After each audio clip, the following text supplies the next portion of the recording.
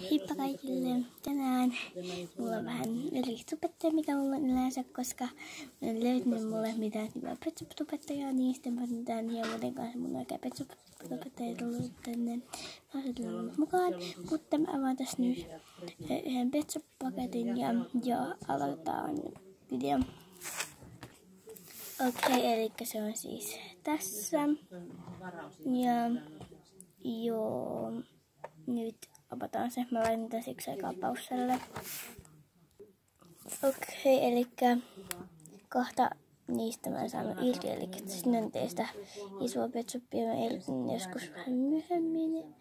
Mutta mä voin kuvata siitä videon, kun me irrotetaan. Ja tässä oli siis nää. Ja sitten sieltä vielä tuli yksi lappu, josta haluatte nähdä minkälainen se on, niin voin vielä näyttää.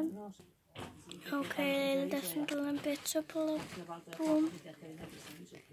Tällainen siis. Ja joo. Ja se on tän näköinen täältä puolelta. Okei, eli niin joita en saanut nyt siitä pois, niin oli nämä kaksi. Mutta me edetään joskus seuraavalla videolla, joskus toisella videolla, niin joo.